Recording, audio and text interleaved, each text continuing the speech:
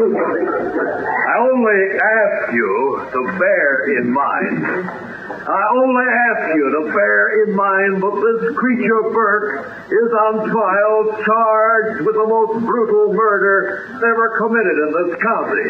The most brutal it has ever been my duty to present to a jury. Now, I'm not going to keep you much longer. But whenever possible, I prefer to present my cases. The perspiring prosecutor loosened his tie and continued his summation. His voice rose and fell like an old-fashioned Shakespearean actor's. Burke's skin itched. The little courtroom, sweltering and airless in the July heat, had taken on the unreal blur of something experienced in a nightmare. Or seen through the walls of an aquarium. He knew now that he would hang.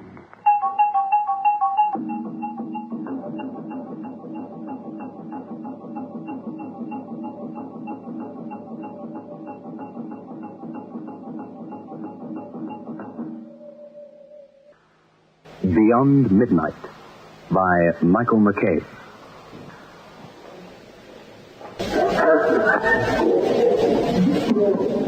The prosecutor had presented him as a ravening beast. A local by the name of Pop Lemoyne had been appointed his lawyer, but whatever interest Pop had been able to work up was lost when his client refused to plead guilty and throw himself on the mercy of the court. Well, why not throw me in a cage of lions? Anyway, I never killed anybody. So, they got swearing witnesses and circumstantial evidence. That poor girl was local and loved. You're an outsider, and they gotta hang somebody. Only chance you got is to plead for mercy, loud and strong. The offense summation emphasized that there have been no testimony by any witness who had seen the crime committed. Now, folks, do you see anything peculiar in that? The next thing, they'll expect killers to perform their monstrous deeds right on television. Court adjourned till morning, or until such time as that blasted air conditioner is repaired. But, Your Honor, I'm smack in the middle of my big speech. It will have greater dimension delivered in the proper climate. And the judge looked across at Burke with a kind of smile. Burke had seen a similar expression on the face of a tiger about to be fed.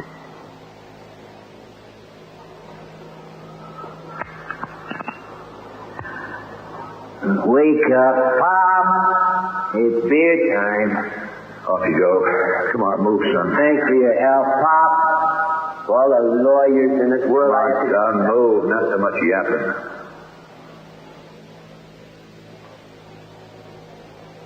Sheriff? Yes, Davy? I gotta lock up the prisoner now. You coming with me? Go ahead. Oh, ain't you coming along, Sheriff? Presently. You ain't staying locked up in here with him.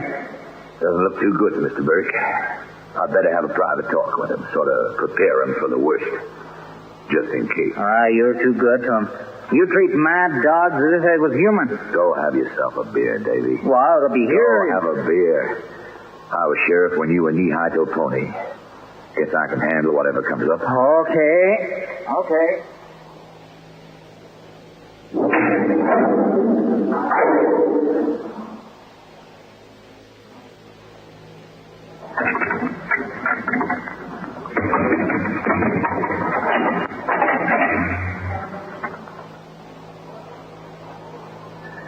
You call him Davy.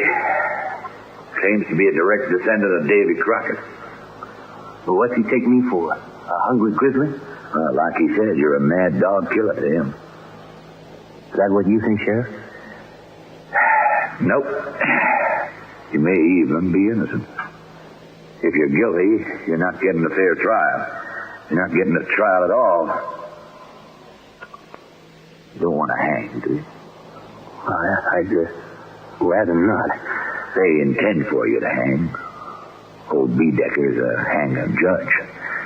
They decided on a first-degree murder conviction before the trial. Bedecker's never recommended mercy yet, in court or out. Well, and that's how it's been looking to me. That's how it is, Mr. Burke. They gotta have a hanging. They never pick a local boy if they could help it. I don't have a chance, do I? Not in the courtroom. But I'm innocent. You may be. But even if you was guilty, you ain't got a fair trial. I don't like hanging a man. You do it? Part of my job. County's too poor to hire a professional. I have to spring the traps, Mr. Burke.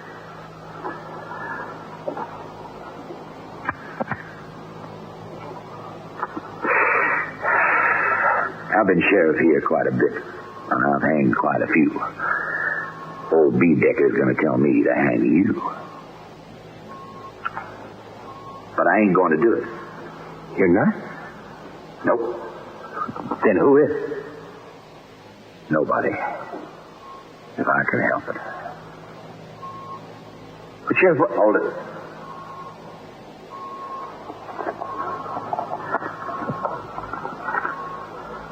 Here. what's that? The sheriff opened the package. It contained 6 hacksaw blades. So, what's the gag? Put them under your mattress. Huh? Go on.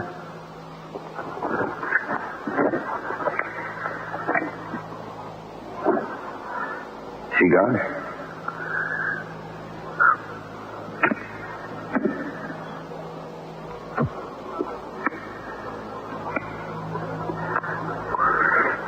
Look at the bars, Mr. Burke. Soft iron. Probably saw through both those bars in about 3 hours.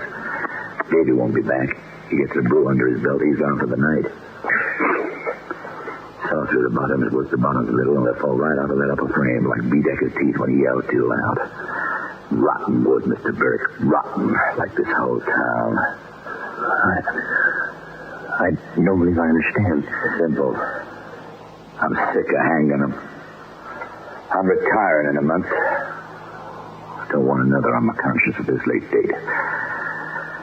You ever see a man hang? I mean, up close? No. You don't read about it in the papers. They don't make movies out of it or show it step by step on television. Think you're an expert with some practice, but you can never figure it right. Supposed to break their necks, you know, not strangle them to death, but you can never figure it just right. Sometimes the rope's too short, they strangle. Takes them a long time to go. Then, if the rope's too long for the weight, that looks worse. Last one I sent up through the trap, his head... Well, I can do without details, thanks. Yeah, sure. Everybody ought to be spared the details, Mr. Burke. Let the hangman do it. It's easy to say a man can get out of something if he doesn't like it, but it's never so easy once you're in it. I wanted to be sheriff, and I ended up hanging him. I wanted to quit. Do you know what stopped me from quitting? My wife was Laura. Always made me go on and hang just one more, then another, and after that... You see, for every hang-up, I got a bonus. Laura likes spending money. Besides, if I didn't hang him, I couldn't be sheriff. Laura always liked being sheriff's wife. I know what it feels like to be in jail, Mr. Burke. I've been in one all my life. You paint pictures, don't you, Mr. Burke? Well, that's why I came down here. And I ran out of gas, couldn't afford to buy any. That's why I didn't have money to hire a lawyer. I'm a painter. Nobody with real money was ever executed in this county, Mr. Burke. It's another thing. Some of the ones we hang are innocent. That don't make a man sleep no better. You really want me to try throwing my way out of here tonight?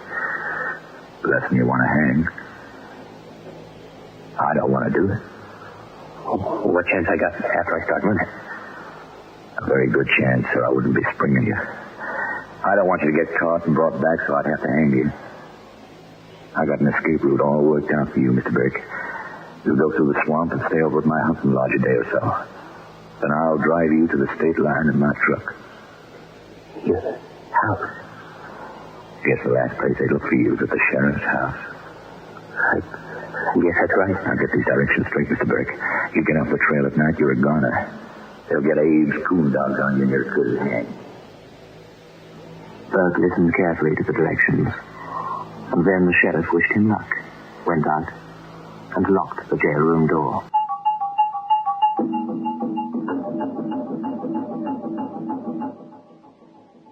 Burke's nightmare had begun.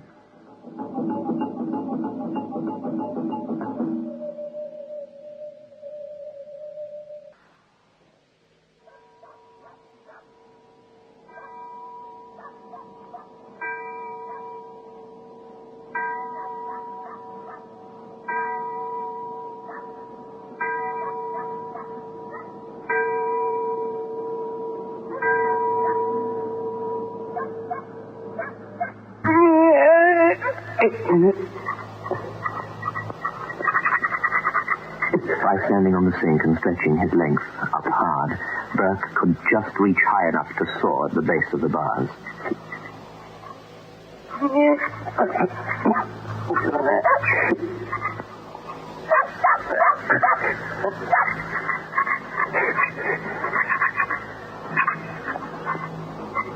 The position was awkward, and the resulting strain was agonizing. He had to grip the blades in close to the bar and use very small strokes. His knuckles scraped continuously on the splintered wood and rough brick.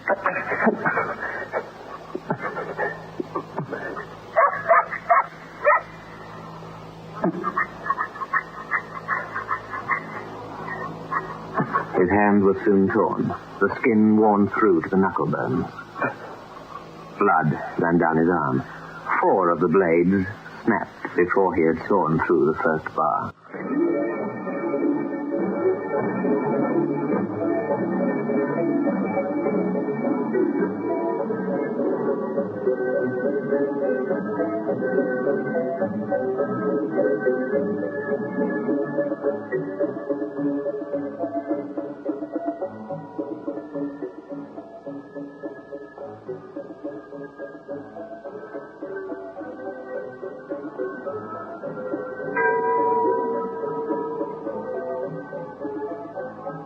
O'clock, and the last blade broken.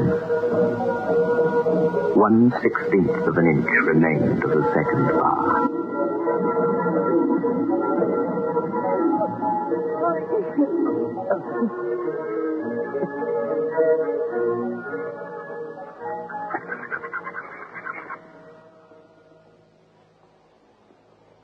He set to work to pry the last bar loose. When the bar was at last out, he was more tired than he had ever been. He was dripping sweat and the blood had caked over his arm. He began the task of squeezing himself through the gap.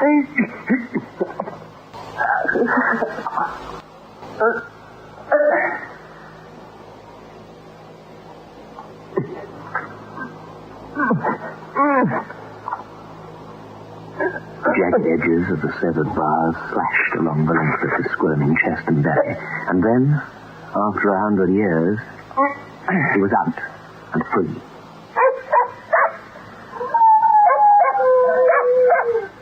Outside, he got to his feet and ran.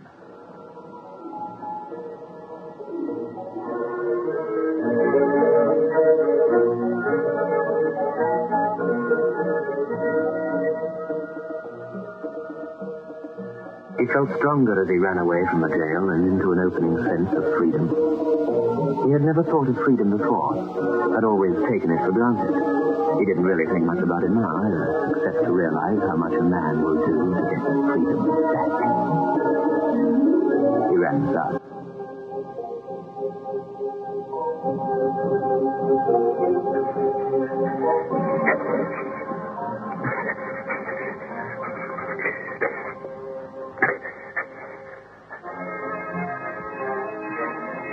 He ran south until he reached the bayou road that paralleled the swamp in an east and west direction.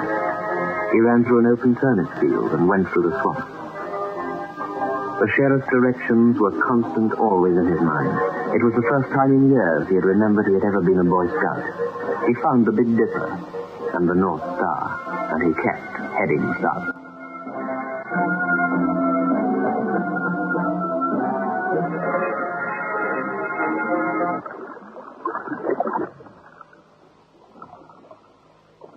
He floundered deeper into the swampland.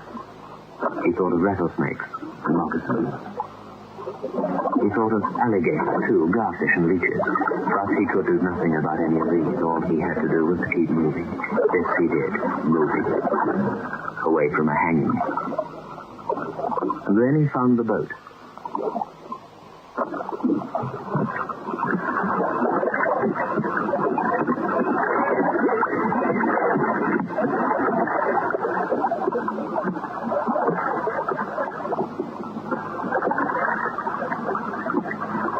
The moon seemed cold through the mist, and the shadows came alive. This was the sort of landscape Burke had come south to paint. But instead, he had got drunk in a saloon and ended up being groomed for a hangman's noose. The early hours of the cold morning wore on. Mosquitoes, attracted by the blood.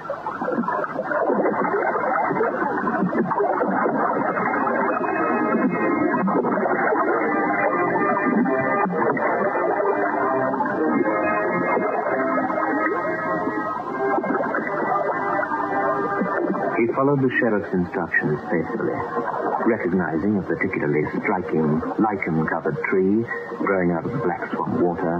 Here a tree twisted like a letter O. There a part of the bank, which ended at the water's edge with an outcropping of 3 boulders, like swollen fingers. At last, he reached the basin where the black water lay, shining under the light of the moon. A board announced the way to the sheriff's lodge. A lantern.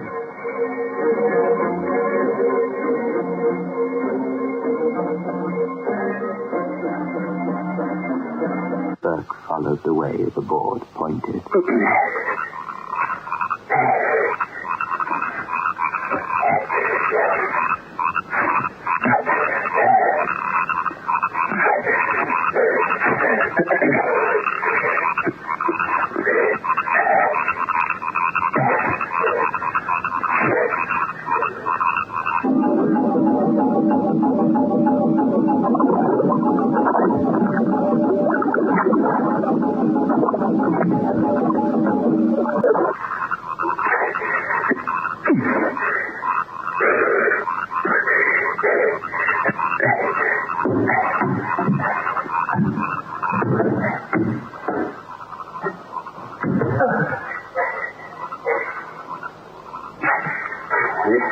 This is the place.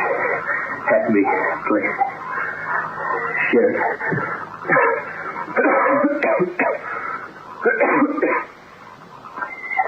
The place.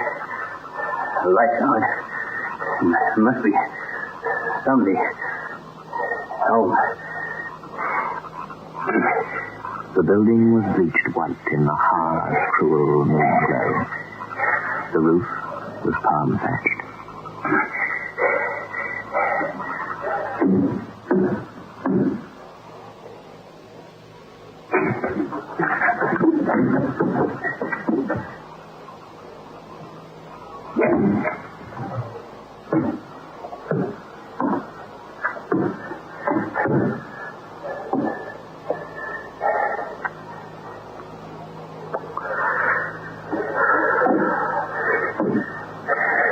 You look sort of bad. No feel to that. He looked across at the sheriff, who was dressed in a T-shirt, slacks and house slippers. Then he glanced sideways and saw the body.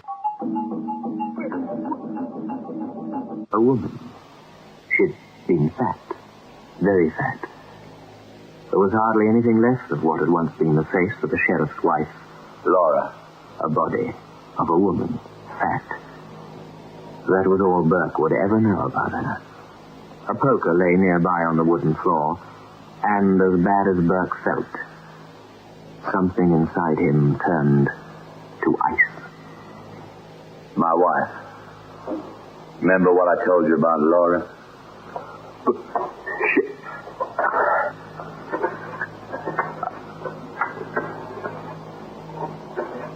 It was then that Burke noticed the sheriff held a revolver in his right hand.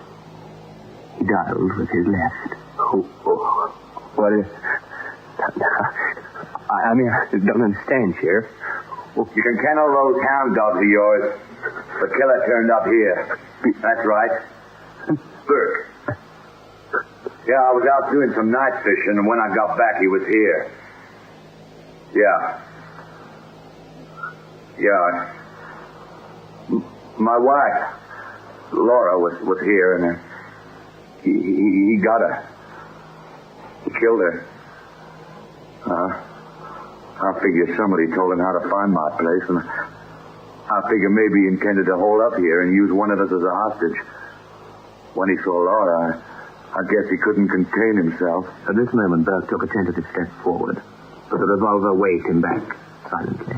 No. You can take your time getting here. No, he won't cause no more trouble. I took care of that. I saved the county a little money.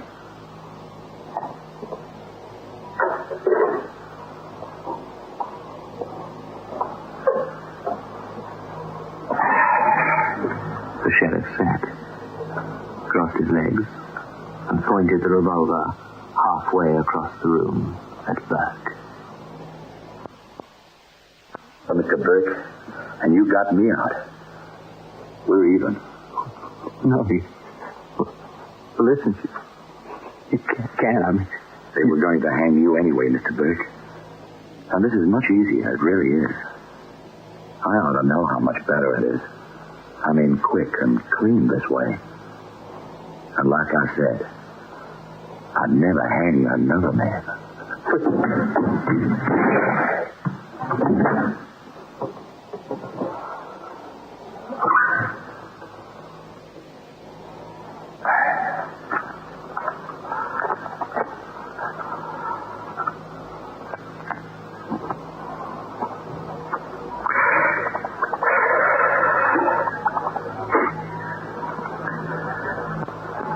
Wonder if they would have found you guilty, boy.